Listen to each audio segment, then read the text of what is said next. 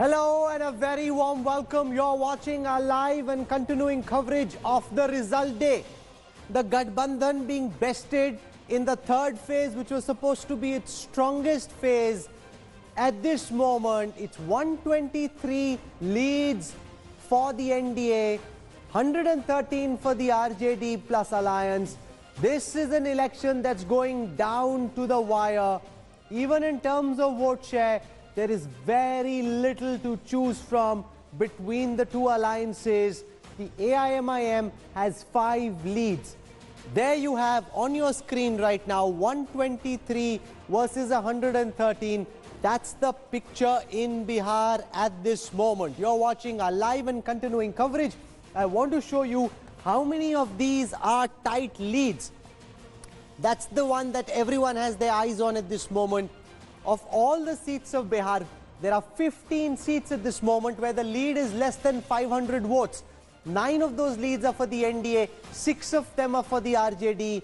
There are 15 seats with a gap of less than 500 votes. Let's look at the number of seats with a gap of less than 1,000. At this moment, split at 15-15. The NDA and the RJD on seats where the gap is less than 1,000. 30 such seats out of the 243. We have, remember, counted 75% of the vote. Now, this is crucial for everyone to remember. 75% of the vote has been counted, about 3 crore plus. 25% of the vote is still to be counted. Very crucial, and I want to spend a moment focusing on this. In the first phase of the Bihar elections, the Gathbandhan is leading on 48 seats, the NDA on 21. So a big Gathbandhan victory in the first phase, which is when everybody started thinking and believing that, okay, the Gathbandhan has the edge, it's doing really well. In the second phase, phase 2, 44 for the Gathbandhan, 50 for the NDA. So a tight fight, but a close fight. So 44 versus 50. Gathbandhan slightly behind the NDA, but trailing by a margin of only 6. Cut to the last and final phase on the 7th of November, which is phase 3. Here the NDA was leading on 52, the Gathbandhan only on 20. More than double the seats of the Gathbandhan, Manisha Priyam, in the area which is the strongest bastion of the RJD alliance. That's the story of this election. Absolutely. Electoral geographies mattered a lot. All 3 phases have been fought distinctly. It was advantage the RJD and the Gathbandhan in phase 1, which was what the ground reports were. The CPI-ML combination helps the RJD get to an advantageous position. In the second phase that you see, the close tight fight is because in the Mithilanchal region, the Congress is not able to help the RJD enough. But by the time it comes to the last phase, you have an emotional Nitish Kumar saying this is his last election. Remember, it was here that he had earlier played his Pasmanda Muslim Mahaz card. He used to get some amount of Muslim votes there. But it seems in this region, there is a combination of the JAP party of Pappu Yadav. I want to show this to our viewers because this is clearly the story of this election. Look at what we're about to show you just now. This is the story of the election. In the first phase of polling, 48 leads for the Gathbandhan, 21 for the NDA, 2 for the others. Which means that if you're a Gathbandhan supporter, you thought, ye chunav hamara hai, we are winning. Phase 2, NDA pulls it back hard. 50 leads for the NDA, 44 for the Gathbandhan. It's a tight fight, looking poised, but you still have the NDA leading by 6. Cut to phase 3, in the area where you think, yahan NDA ka kuch nahi hoga because the Muslim Yadav domination is complete there because of the presence of Assuddin Owaisi's candidates who's pulled away 5 seats for himself, made the Gathbandhan lose on half a dozen more seats. You've got in phase 3 the NDA at 52, 20 for the Gathbandhan. When they say Amit Shah and the BJP of the moment know how to build an election, set things up, this is turning adversity into opportunity between phase 1 and 3 in the middle of the campaign, picking up signals from the ground, working on them and making a fight of what looked in the beginning to be a very difficult election. Nalin Kohli of the Bharatiya Janata Party joins us. BJP and JDU just about touching 122 at this moment. But explain to me the miracle that you worked between phase 1 and phase 3, usually in elections you see the party that sets off with the momentum builds on the momentum as the phase goes along. Here you've got the contra happening. You started out strong for the Gathbandhan. The Gathbandhan started losing steam, and by the end of it, they completely lost steam. Nalin Kohli, your initial thoughts on what we are seeing so far. Welcome. Well, good evening, Rahul, and good evening to everyone on your panel and your viewers. Certainly, I have to say that Bihar, UP, these are elections that always leave analysts and others analyzing even more, because these are the elections that always throw up some kind of new conundrum, if I may use that word, to let people know that things are not to be taken for granted. If I look at what you are saying, and based on your analysis, I have no other means to analyze anything except what I'm hearing on your show, is that 2 out of 3 phases broadly belongs to the NDA, one just with an edge, and the other one in the gut of the RJD, as you're pointing out, in a big way. Now, if I link it to the campaign, if you would note what Prime Minister Modi's campaign was towards the end, very clear, and that's possibly the phase, if I remember rightly, when he had also said, Jangal Raj ke Yuvraj. So I wonder whether somewhere there was this concern among the non-RJD voter also, which is the NDA voter, because while there may be an argument that there would be a percentage of the voters being young and those who have not seen 15 years ago what it meant to be in Bihar, but there is also a sizable majority who have been through what was Bihar 15 years ago. So perhaps there's something there which needs to be analyzed. It's too early to say so, but I'll agree with one thing you're saying, Rahul, that it's a tight election. In an election where you have 15 seats being fought on less than 500 votes margin and 30 seats on 1,000 margin, with 25% votes still there, it's an election that's definitely tight and goes to the edge. And for pollsters and for anchors and experts who are sitting on your panel, this is an election that certainly leaves a lot to analyze, irrespective of what the outcome is. We obviously believe that we have the edge as the BJP NDA alliance. But as an election, and looking at it not from a partisan view, it is indeed an election that goes to the wire and is fascinating. Naglin, we were hoping that by about 7:30 we could switch to the Indian Premier League finals, Delhi versus Mumbai. I thought that was a good match. We'll be done and dusted. Say thank you very much and start watching that. You are taking this down to the wire. Now, how can anyone start watching the IPL if this is the way it is? NDA now down to 121, RJD plus at 114, add at whatever cost the AIMIM, because the AIMIM can't be caught dead supporting the BJP. So that's 119 versus 121. This is a tight fight. What a fractured verdict this is. And the NDA must get credit for making a fight of this. Given the fact that you had migration, recession, the pandemic, joblessness, the unemployment, to even end up with these seats shows the inability of the opposition to capitalize on huge anti-incumbency. Nalin. Rahul, I have a comment, I must add, that of course, first on the lighter note, I think this is really exciting. It's far more exciting. This is like a last over match, and this is continuing. It's not, in terms of just next few minutes. The seesaw of a few seats will continue till the final result is out. We saw that last in Madhya Pradesh, if you recall, it down right to the wire.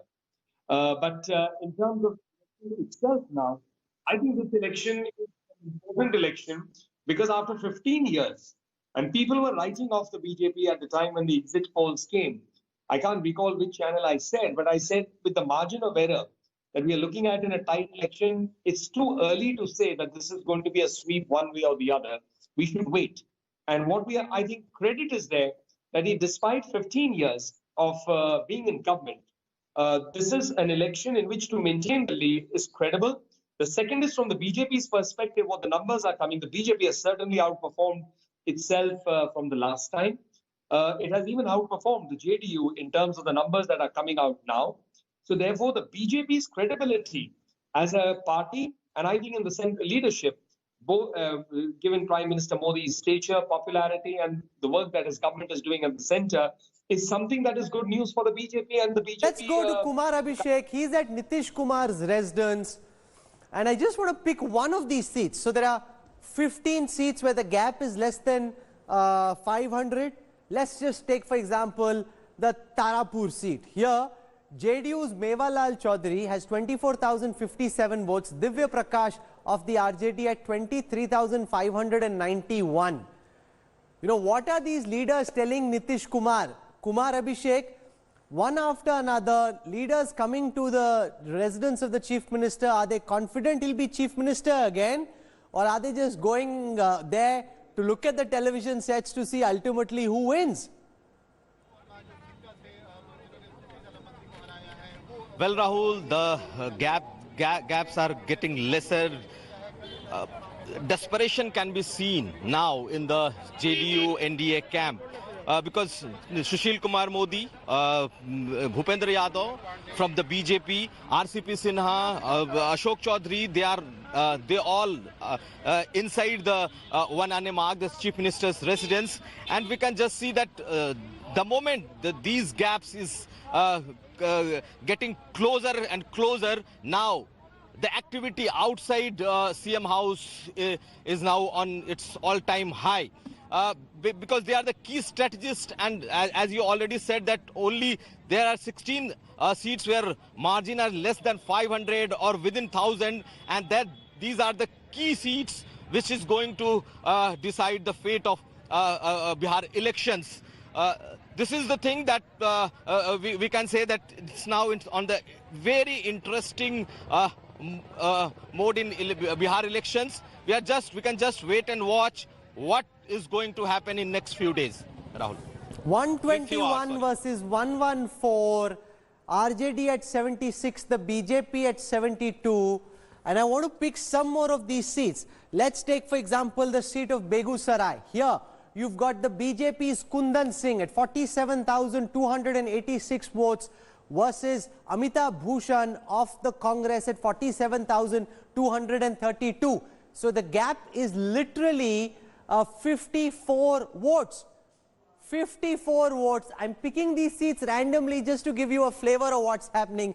In a seat like Begusarai, the gap is 54. Let's pick one more. Let's pick Ramgarh, for example. Here the RJD's Sudhakar Singh at 58,083 votes. Trailing is Ambika Singh of the BSP at 57,894 votes. Again, the gap barely 200. A gap of barely 200. These seats can change. We don't know which direction they'll change in, but these seats can change. Let's take Madhepura as another example. Here you've got Chandrasekhar, the sitting MLA of the RJD at 27,245 votes. Nikhil Mandal of the Janata Dal United at 26,790 votes. And Pappu Yadav, 14,117. Now this Pappu Yadav really is a blunder, I think, by the RJD. Could they have kept Pappu Yadav on their side? Would have prevented some of the splitting of the Yadav vote, Javed? I mean, not just kept him, not just have they not taken him on their side, they also didn't allow the Congress. Because if you remember, his wife, Ranjita Ranjan, is a Congress MP. She's a member of the Congress party. He's for the longest time trying to get an entry into the Congress, but Lalu sees him as a threat. He and Lalu don't get along. And Lalu doesn't want another hefty, heavyweight Yadav leader to grow. But he's costing them the seat. In Madhepura, which is supposed to be the Rome of the Yadavs, he's costing them the seat. Now, these aren't wise political moves. In the last Lok Sabha, so he's not somebody that you can. He's not Gaurav Vallabh of the Congress party is joining us. Gaurav Vallabh, 120 versus 115, but the Congress proving to be the weak link.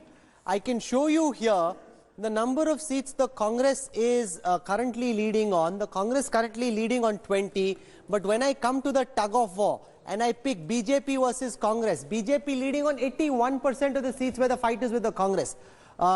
If I take BJP versus RJD, 64%. So it's a much tighter fight. If I take JDU versus Congress also, JDU leading on 63% of the fights where they're competing against the Congress. The Congress is turning out to be the big Kamzor Kadi.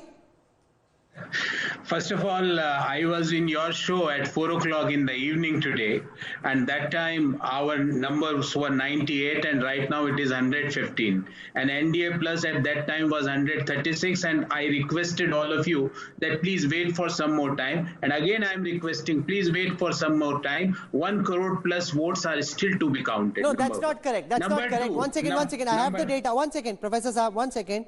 So far, 3.23 crore votes have been counted. You have 4.11 votes to count, 4.11 crore votes to count. So it's about 90 lakh votes still left. Okay. Now coming to your question, I agree. 90 lakh, I told 1 crore. Okay.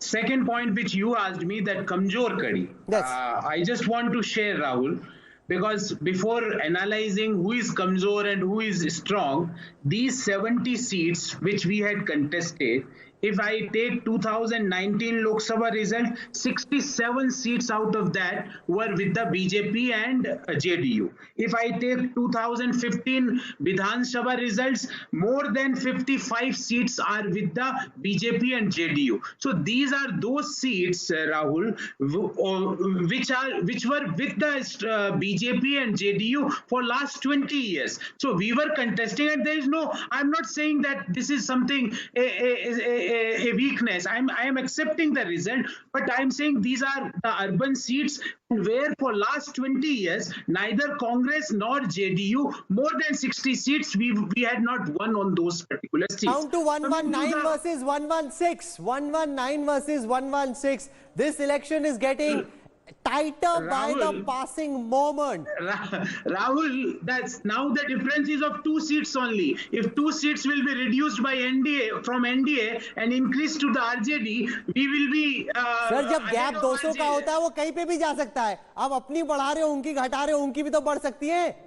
So Rahul, I'm telling your show is lucky for us. I hope by the time we will conclude this show, we will be at 122. I hope that. Why Nalin can say, I hope the show is lucky, and he can hope for the opposite. Why are you counting on all the luck on your side? But what is, what's very, very visible is that this election is going down to the wire in the way that the Madhya Pradesh election did. So let's get into the weeds. 30 seats at this moment where the gap is less than 1,000. 17 of those leads are for the RJD, 13 are for the NDA. Of the 17 RJD plus leads, 11 for the RJD, 4 for the Congress, 1 for the CPI, 1 CPML. On the NDA side, 7 leads for the BJP, 5 for the JDU, with about 90 lakh votes still to count, and 30 seats where the gap is less than 1,000. This election could still go in either direction. I think we ordered lunch. We hadn't planned for dinner. We should just quickly get lots of dinner going as well. Forget plans of watching the cricket. This is more exciting than the cricket because this is now heading into super overtime. 119 versus 116. But unlike a cricketing super over which gets over very quickly, this super over could be on for a while. The RJD is at 78 seats by itself. So they're kind of solidifying as the single largest party, but they also fought many more seats than the BJP. They fought 143 seats. The BJP fought 115. So there's a difference in the number of seats they fought, but they are currently in the lead. 119 versus 116. 5. So maybe Owaisi gets to be kingmaker with his 5 seats.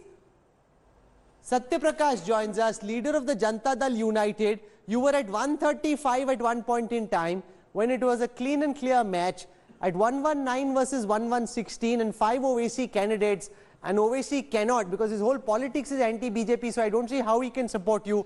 Whatever cost he extracts, he has to come and support the RJD or sit it out either ways. But if he does, and I add those 5 to the RJD camp, 121 versus 119, suddenly the RJD is ahead.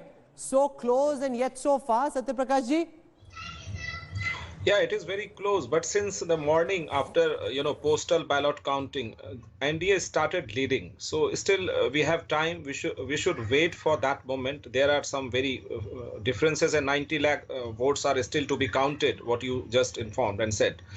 So this is really a close fight that we understand. So we are not putting anything openly that our fingers are crossed. But I hope that 90 lakh votes most probably will be ours as well. So we are not losing any hope here. Still the fight is going on, counting is going on.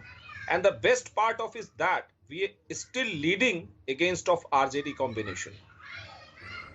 No, but by 3 seats, you are leading, yes, but by 3 seats, and that can change. I want to get into the seats that are currently being won and lost with less than 500. Let's take one more seat. Let's take Bihar, for example. In Bihar, the BJP candidate Gyanendra Singh at 19,823 against Satyendra Bahadur of the Congress, 19,534 votes, a gap of less than 300. These are very, very tight, very, very close seats, and you have no idea what's going to happen in the end. Nobody. I guarantee to you, there'll be pundits who will be telling Nitish Kumar, who will be telling Amit Shah, who will be telling everyone in the political hierarchy that they know what's happening. But if the gap is 200, 500, 300, you have no clue. You should just accept that you don't know what will happen. This will go down to the wire. And unlike in the United States, where you saw that there was a difference between mail-in ballots and the ballots that were cast by people who physically came out to vote, here you don't know. You simply don't know. It's too close to call. Now has more seats than the BJP. In Ramgarh, number 1 party 58,083. Ambika Singh, 57,894. A gap of just about 200 votes. Let's take Siwan. Yeah, I know, he's one. So let's take Siwan. In Siwan, you've got Om Prakash Yadav of the BJP, 61,574 versus Awadh Bihari Chaudhary of the RJD at 61,537. The gap is not even 50 votes. And Om Prakash Yadav is one of the strongest BJP leaders of the area. 50 votes is the gap. Strongest BJP leaders of the area. Javed bhai. Between Janak Ram Chamar and Om Prakash Yadav. Rahul Srivastava wants to come in. Rahul, if you see the picture which is changing so fast, I'm told that the BJP top leaders are on the phone now, and those who are there in Bihar, they are being asked to talk to various people as far as the leads are concerned.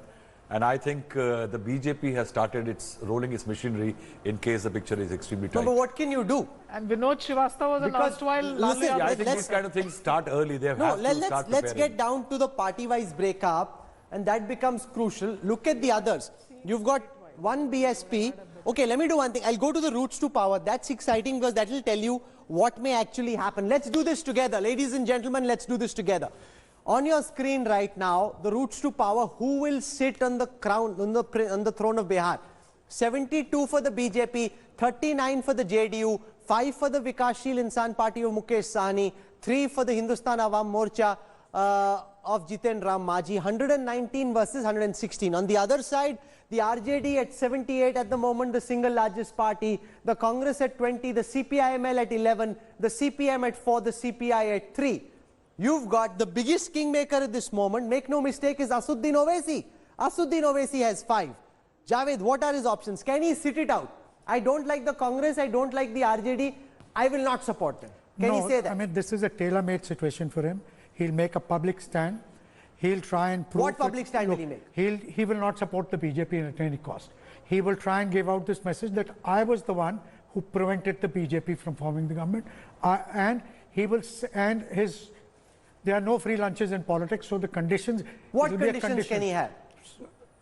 He might ask for reservations, he might ask for,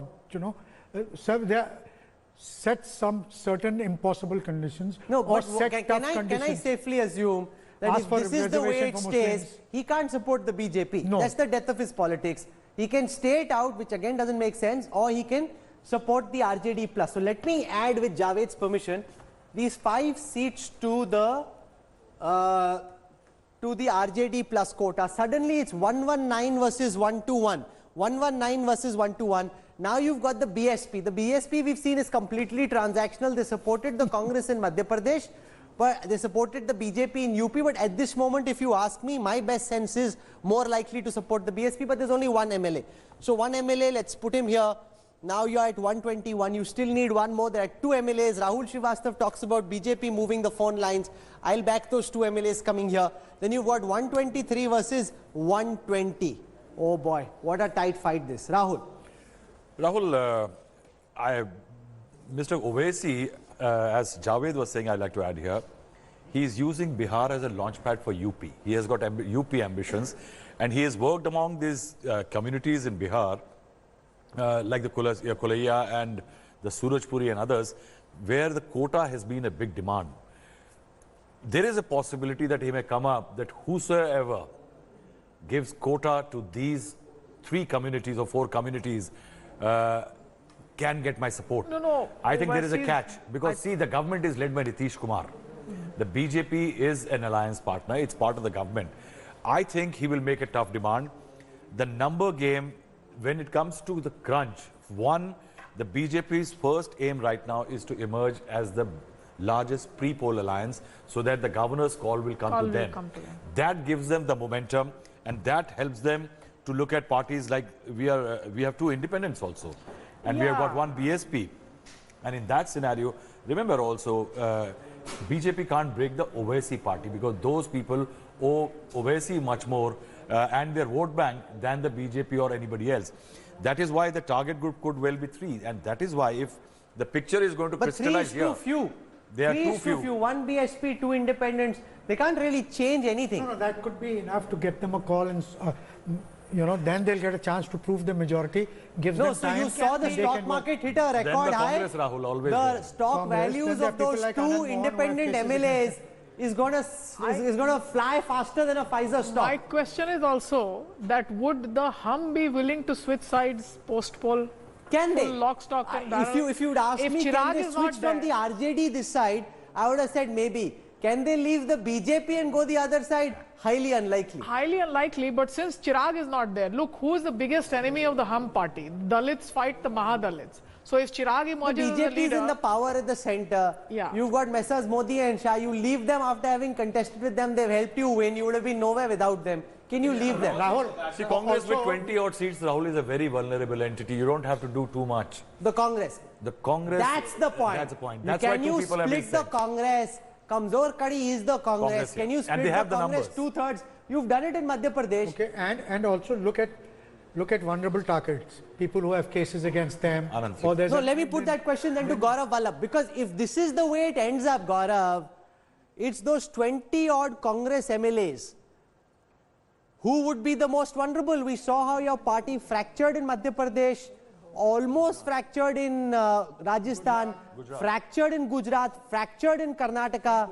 Those 20 MLAs could jump ship. Rahul, it is 7:30 and wait for 9:30. This question will be not an applicable question. Why? Why, sir? You're talking like a professor. You're saying that's out of syllabus. Why is it out of syllabus? I'm because by 9:30, this permutation combination, whatever the hypothetical questions you are framing, is not applicable because by 9:30 our tally will be around 1:30. So these things that what do you know that we don't, sir? One second. I'm giving the so reason. When the gap is 50, 200, 300, neither do you know, now do I. Neither must you pretend to be the professor in this case because frankly you have no clue. I will give you the reason. I will give you the reason. We have as per your data intelligence unit, you shared that 15 seats are there where there is a less than 500 margin. Correct. And out of those 15 seats, 9 right now NDA is leading. If I am segregating those 15 equally, then there will be a 2 addition to the Mahagathbandhan. So you understand frequency distribution in a bit of statistics. There is no guarantee that dice will roll evenly on both sides. 2 seats up and 2 seats down, that's just the way the dice rolls. What makes you so confident if they have 15, it will end 7-7? Because based on the past empirical data of last 4 hours, I started my discussion with you that at 4 o'clock, Rahul, at 4 o'clock all we the were at complex 96. financial instruments you teach your students about at XLRI in Jamshedpur aren't applicable over here, boss. Neither do you know, nor does Nalin Kohli. Don't say I was extrapolating over the last 4 hours. Means nothing. Means diddly squat. I guarantee that to you. Nalin Kohli wants to come in and respond. He is hoping that the trend will solidify in his favor. How confident are you, Nalin, at this moment that this will end 122 plus in favor of the NDA? In politics, and particularly electoral politics, everyone is entitled to believe that they have the upper hand. I mean, I can't find fault with that, and I'm not going to quibble about it. As far as the numbers are, they've held with the NDA, the BJP lead consistently. I mean, we are only seeing a change in the numbers. There's no question about it that this is a cycle.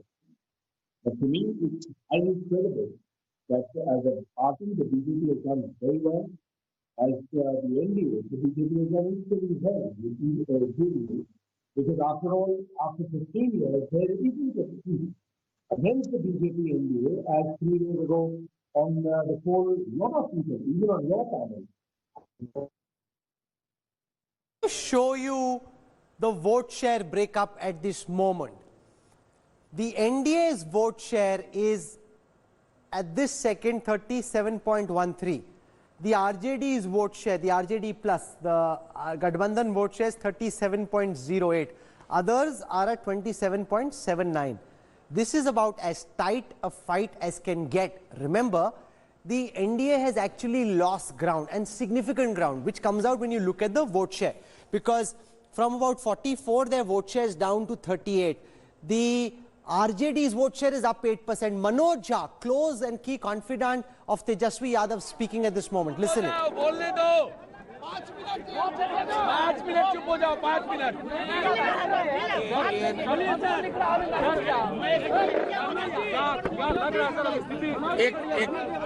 अरे एक minute मुझे बोलने दीजिए फिर पूछिएगा स्थिति बदली हुई नहीं बदलाव की ओर है ये बात तो स्पष्ट तौर पे कहूं आप आंकड़ा देख लीजिए बराबर बराबर का आ रहा है सब लो मार्जिन है और हमारा स्ट्राइक रेट सबसे बेहतर जा रहा है ये तो मैं कह रहा हूं साफ तौर पे